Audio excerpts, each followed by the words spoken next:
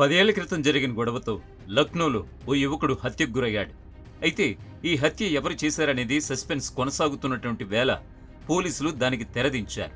తమదైన శైలిలో విచారించడంతో నిందితులంతా పట్టుబడ్డారు.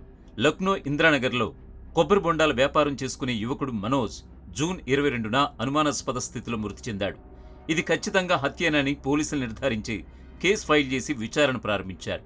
10 ఏళ్ల క్రితం జరిగిన గొడవకు ప్రతీకారంగా ప్రత్యర్థులు మనోజ్ను రాడ్లతో కొట్టి చంపారని పోలీసులు తేల్చేశారు. అయితే హత్యకు ముందు నిందితులు ఒక పార్టీని ప్లాన్ చేశారు. మనోజ్ను హత్య చేశాక వారందరూ పార్టీ చేసుకున్న ఫోటోలను సోషల్ మీడియాలో అప్లోడ్ చేశారు. ఆ అప్లోడ్ చేసిన ఫోటోల నుంచే హంతకుల గుట్టు రట్టు చేశారు పోలీసులు. రాత్రి 9 గంటల ప్రాంతంలో కొబ్బరి బొండాల స్టాల్ మూసివేసి ఇంటికి వెళ్లే సమయంలో దారి కాచి మనోజ్ను చంపేశారు. అయితే హత్యకు సంబంధించి మొదట పోలీసులకు ఎలాంటి ఆధారాలు లభించలేదు. సమీపంలోని సీసీటీవీ ఫుటేజ్ పరిశీలించగా ఒక నిందితుడు ఆరెంజ్ డెవిల్ అని ఉన్న టీషర్ట్లో పరిగెత్తుతున్నట్లుగా కనిపించాడు. పోలీసులు సోషల్ మీడియాలో 6 నిందితుల వివరాలను వెతకగా నిందితులు పోస్ట్ చేసిన ఫోటోలలో సీసీటీవీ ఫుటేజ్లో పరిగెత్తుతున్న వ్యక్తిని గుర్తించారు.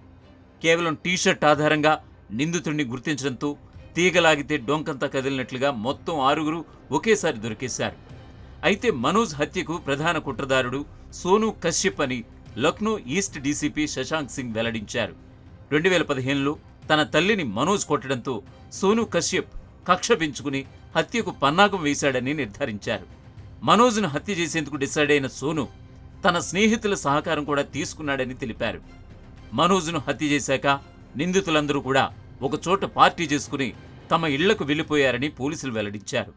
సోషల్ మీడియాలో పోస్టు చేసిన వీడియో కారణంగా మనోజ్ హంతకులను పట్టుకోగలిగామని చెబుతున్నారు.